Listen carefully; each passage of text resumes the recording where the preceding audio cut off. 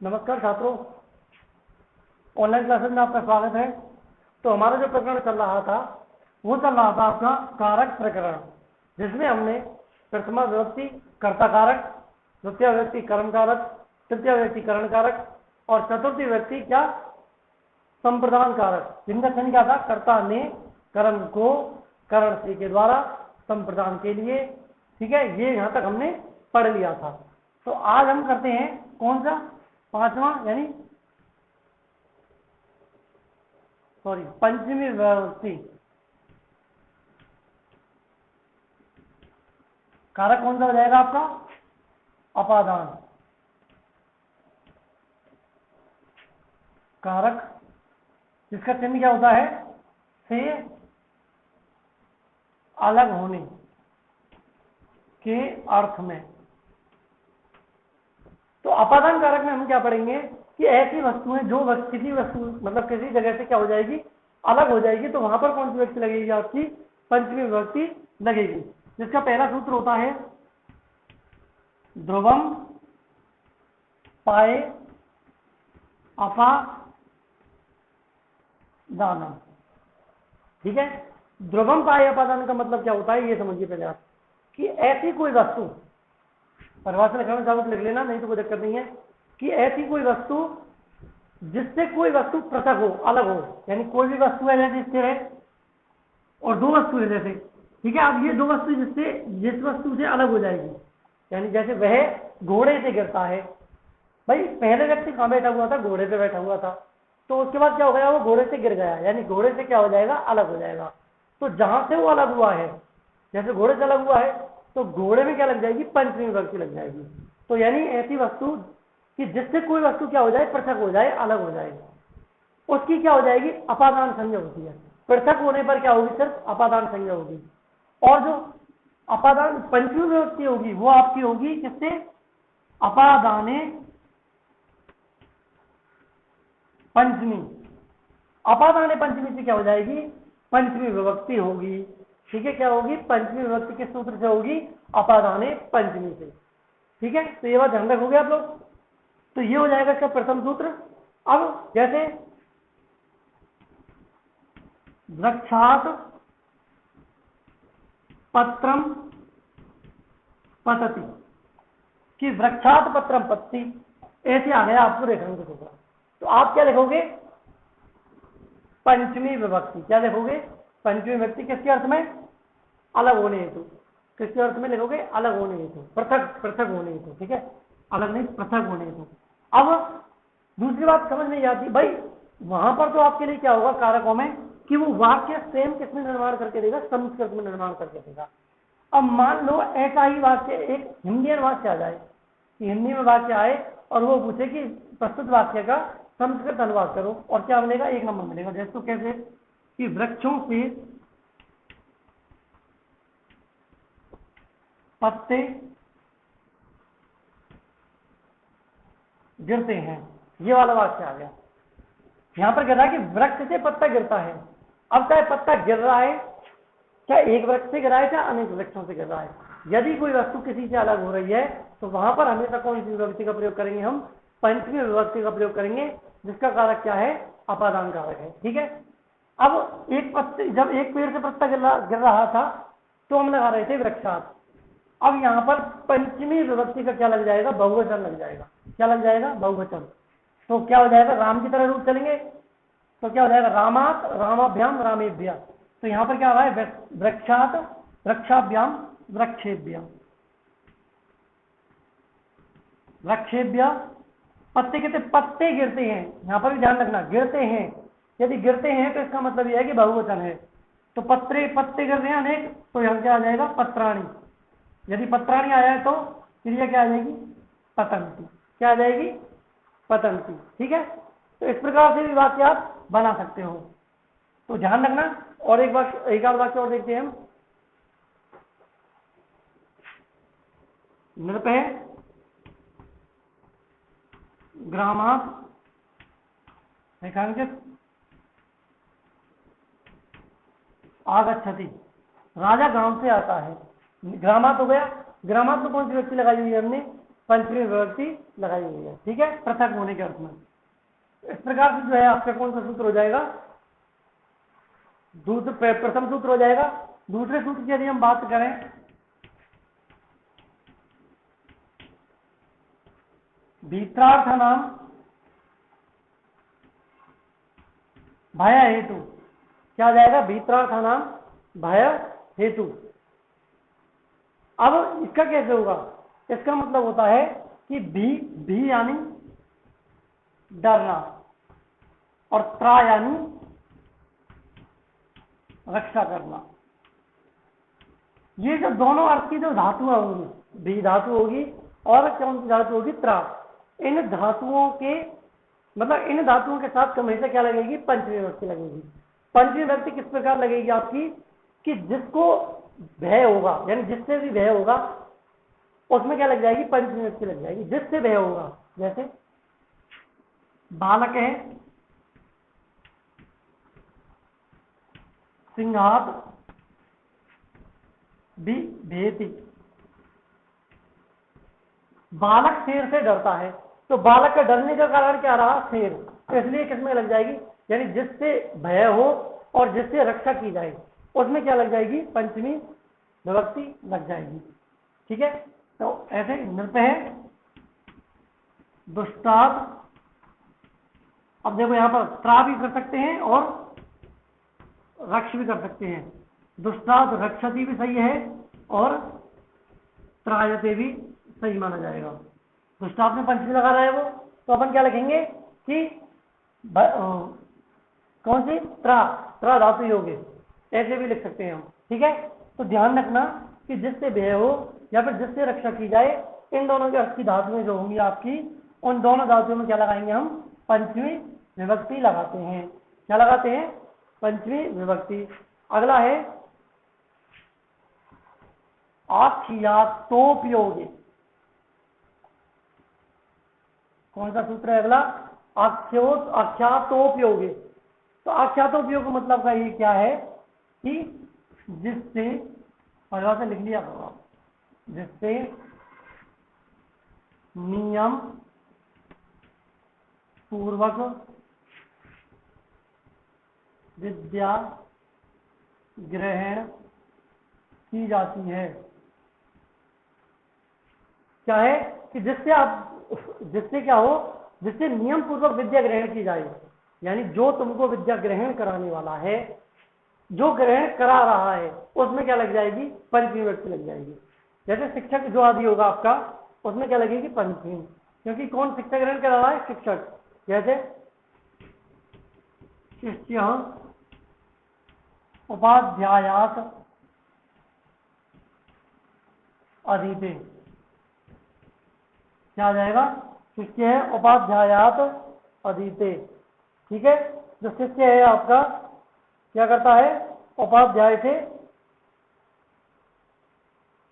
शिष्य जो है वो उपाध्याय से क्या कर रहा है, पढ़ रहा है, इसलिए शिष्य में क्या लग जाएगी आपकी, पंचमी विभक्ति लग जाएगी।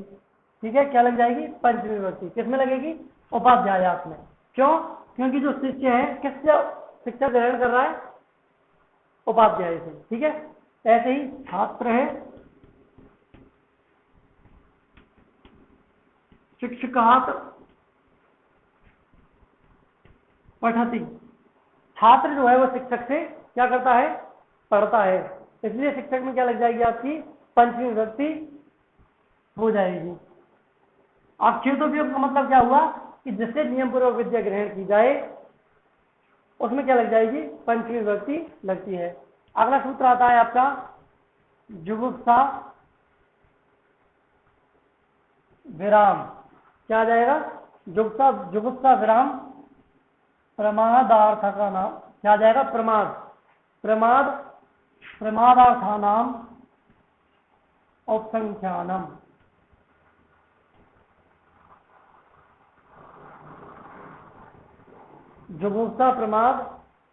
जुगुप्सा विराम प्रमादार्थानाम औपसंख्यानम। इसका मतलब ये होता है कि जुगुप्सा का मतलब क्या होता है, जुगुप्सा माने होता है घृणा करना, विराम माने रुकना और प्रमाद माने प्रमाद करना, आलस करना। इन शब्दों के अर्थ में जुगुप्सा विराम प्रमाद। क्या करना? गणना, विराम करना, आराम करना, प्रमाद करना। इन शब्दों के अर्थ में क्या लग जाएगी आपकी? पंचमी व्यक्ति लग जाएगी। ये जो धातुएं जो होंगी उसमें क्या लग जाएगी आपकी? पंचमी व्यक्ति लग जाएगी। जैसे उदाहरण देते हैं, महेश पापात जुगुप्सते। महेश जो है वो किससे घृणा करता है? पाप से घृणा करता है। और उससे अगला सूत्र जो मतलब क्या हो जाएगा? कुलदीप है, सॉरी, अधर्मात विरमते। विरमते माने विराम करता है, यानी उससे रुकता है। अधर्म से क्या है? विरमति, सॉरी, विरमति आएगा यहां पर। विरमति माने रुकता है। और अगला है मोहने अद्यनाथ प्रमदति। मोहन अध्ययन से क्या करता है? प्रमाद करता है, आलस करता है। ठीक है, इस प्रकार से जो होगा आपका क्या हो जाएगा कि पंचमी व्यक्ति के अर्थ में क्या लगेगी? सॉरी, इन शब्दों के योग में जुगुप्सा, विराम, प्रमाद, इन धातुएं जो होंगी, इन धातुओं के योग में आपकी क्या लग जाएगी? पंचमी व्यक्ति लगा दी जाएगी। ठीक है, इससे अगला हो जाएगा सूत्र जो होगा वो वह है प्रभाव है। भूवा प्रभाव का मतलब होता है, भू माने होता है आपका होना। क्या होता है? भू माने क्या होता है आपका? होना। अब इसका मतलब क्या होगा कि धातु, कोई भी ऐसी धातु, ठीक है, धातु के कर्ता का क्या होता है? जो उद्गम स्थान होता है। धातु के कर्ता का जो उद्गम स्थान होता है, यानी जहां से वो कर्ता निकल रहा है, उसका क्या हो जाएगा? उसमें पंचमी व्यक्ति होती है। उसकी अपादान संज्ञा होती है पहले, फिर क्या होती है? पंचमी व्यक्ति होती है। जैसे गंगा हिमालयात प्रभवती। हिमालयात में क्या लग जाएगी आपकी? पंचमी व्यक्ति लग जाएगी। ठीक है, गंगा कहां से निकलती है? हिमालय से निकलती है। तो उद्गम स्थान क्या भू धातु के में क्या आ जाएगी? हिमालय में कौन सी व्यक्ति लग जाएगी आपकी? पंचमी। ऐसे ही कश्मीरात वितस्ता नदी प्रभवती। कश्मीर से कौन सी नदी निकलती है आपकी? वितस्ता नदी जो है वो कश्मीर से निकलती है। ठीक है, इस प्रकार से जो धातु का जो प्रथम उद्गम स्थान होगा उसमें क्या लगा देंगे अपन? पंचमी विभक्ति लगा देंगे। इसके अगला सूत्र आता है आपका जनी कर्तु प्रकृति।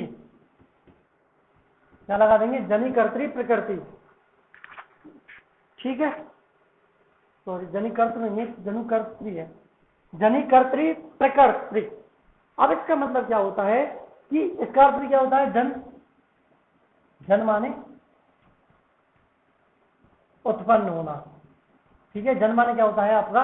उत्पन्न होना। अब क्या होगा? धातु के कर्ता का वहां पर क्या था? उद्गम स्थान था। ठीक है, भू धातु के योग में अपन क्या देख रहे थे? उद्गम स्थान दिख रहे थे। लेकिन यहां पर एक फर्क है। यहां पर फर्क क्या है कि यहां पर धातु के कर्ता का जो प्रथम उत्पत्ति स्थान होगा, ठीक है, कहां से हो जाएगा? सॉरी, भूधातु जो आपकी भूधातु जो थी पहले, धुआं ने उत्पन्न होना था, उसमें क्या था कि जो प्रथम उत्पत्ति स्थान था, भाई गंगा सबसे पहले कहां से निकलती है? हिमालय से निकलती है। तो प्रथम उत्पत्ति स्थान में हम क्या लगा रहे थे? पंचमी व्यक्ति। लेकिन यहां पर क्या है? अलग है। यहां पर जो उसका कारण होगा, ठीक है, जैसे गोमयात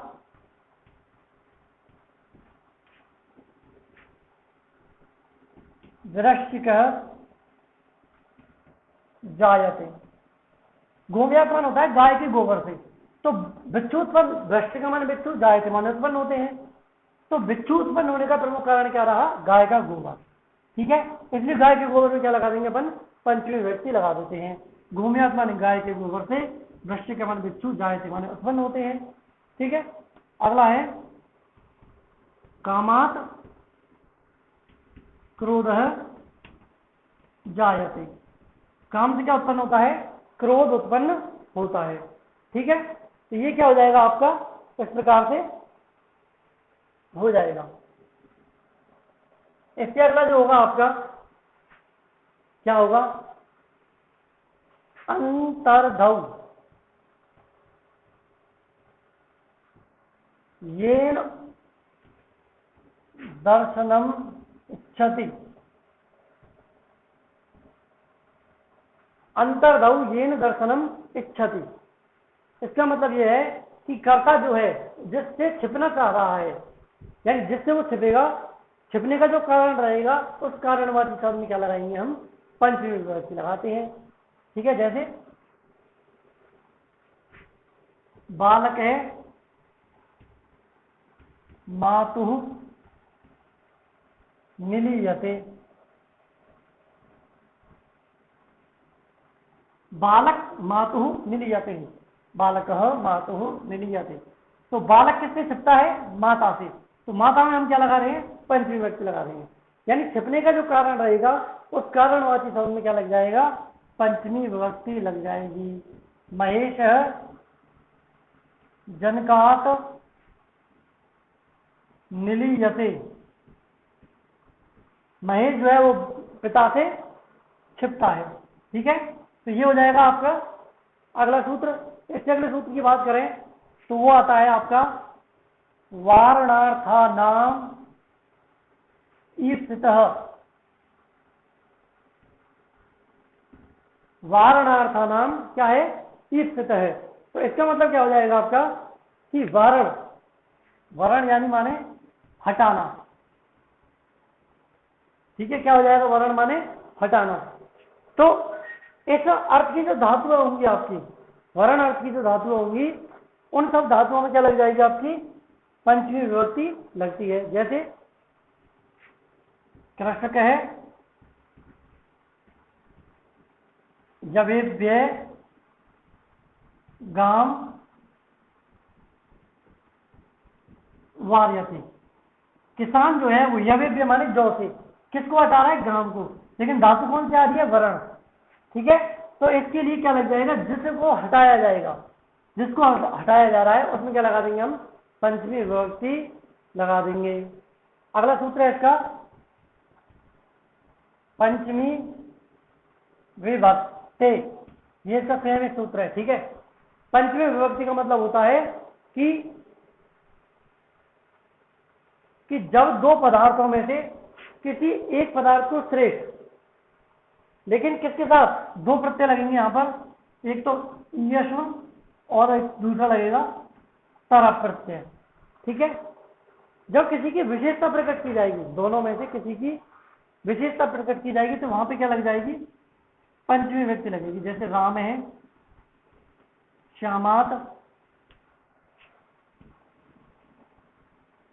पटुतर है। राम है श्यामात पटुतर है, कि राम जो है वो किससे चालाक है? श्याम से चालाक है। तो यहां पर तुलना की जा रही है, श्रेष्ठ बताया जा रहा है किसको? राम को किससे श्रेष्ठ बताया जा रहा है? श्याम से। तो जिससे श्रेष्ठ बताया जाएगा उस वाले शब्द में क्या लग जाएगी? पंचमी। जो श्रेष्ठ बताया जा रहा है उसमें नहीं लगेगी, जिससे श्रेष्ठ बताया जा रहा है उसमें क्या लग जाएगी? पंचमी। जैसे माता भूमे गुरुतरा। माता क्या है? भूमि से भी महान है। किससे महान बताया गया है माता को? भूमि से। इसलिए इस वाले शब्द में क्या लग रही है? यहां पर पंचमी विभक्ति का प्रयोग किया जा रहा है। ठीक है, ऐसे ही जननी जन्मभूमिश्च।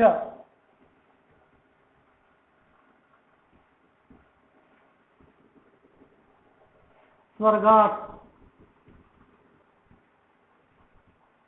स्वर्गातपि गरीयसी।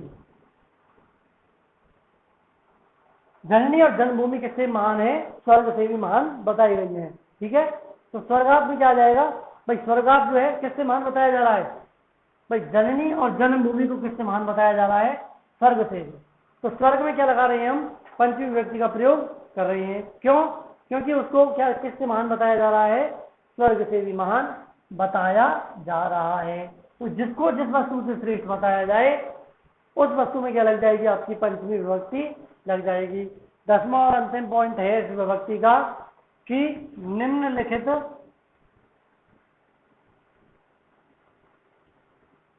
शब्दों के योग में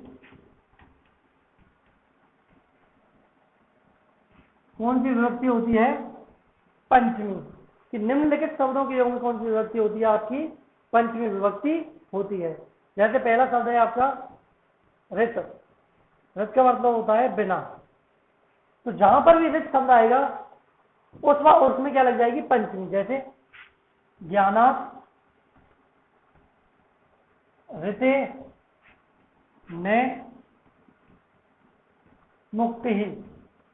ज्ञानात् में कौन सी विभक्ति लगी हुई है? पंचमी। क्यों लगी हुई है? ऋते शब्द के योग में। भाई ऋते शब्द के उसका कारण क्या है? ऋत माने बिना, ज्ञान के बिना मुक्ति नहीं है। तो ऋते शब्द के योग में क्या लगा रहे हैं हम? पंचमी विभक्ति का प्रयोग कर रहे हैं। ऐसे है अगला प्रकृति। प्रकृति का मतलब होता है से लेकर, सॉरी प्रकृति नहीं हो, प्रवृत्ति है। क्या है? प्रवृत्ति।